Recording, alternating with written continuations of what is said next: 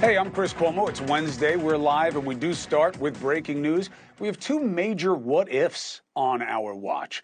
The first one is the Republican-led House Oversight Committee issuing a subpoena today for an FBI file they say tracks a tip that came from a whistleblower. Question there is it the same whistleblower that we heard about from the IRS last week? And that there is an allegation of corruption involving a country other than China that involves then Vice President Biden. Oversight Committee Chair James Comer said the tip, quote, raises concerns that then Vice President allegedly engaged in a bribery scheme with a foreign national. What if this is a file? What would make it a crime involving then VP Biden? What would justify the GOP suspicion that the FBI buried it? Critical thinking on this is obvious. Is this the game being played the same way as it was with the Russian dossier? We're just switching sides? Let's bring in former FBI agent and NewsNation's law and justice contributor, Jennifer Coffindaffer. Jennifer, as always, thank you. So nice. I need you twice tonight. You'll be back later in the show to help us understand the most recent developments in that Texas manhunt. Now, first, they're saying file, file, file. What we know is that there is supposedly a form that you guys use called a 1023. What is this? So the FD 1023 is what we use to document information received from informants, whether they're cooperating informants, meaning they're going to testify, or uncooperating informants. And this is a very important distinction between that form and an FD 302, which is just a witness that comes in or somebody that comes in. This is very important distinction. Well, what is it? Well, the distinction is, Chris, that this is somebody that the FBI is working with. They are working with them to obtain information. This isn't just a witness coming in. This is somebody that essentially is working with a particular special agent of the FBI. They are giving information to them, and that form that they use to document such information is this 1023.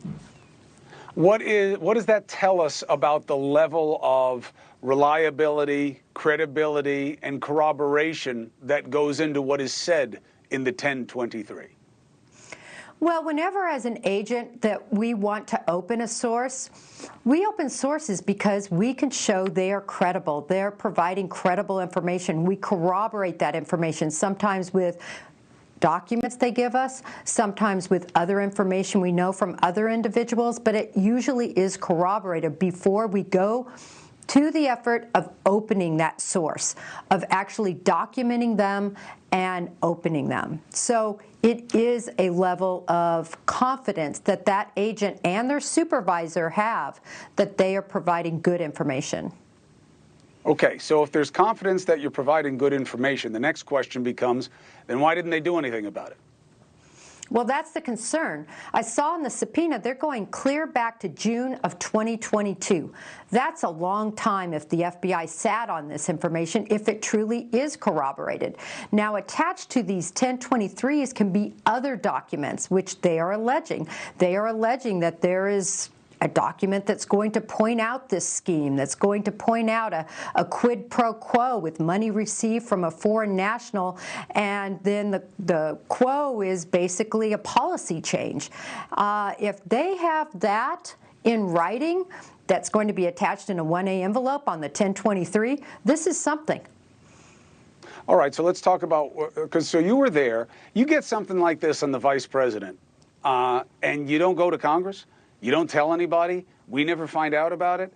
I mean, I don't want to just jump to the idea of, well, they covered it up. If they wanted to cover it up, you'd never have heard this guy, and there'd be no 1023. So what's your understanding of process here?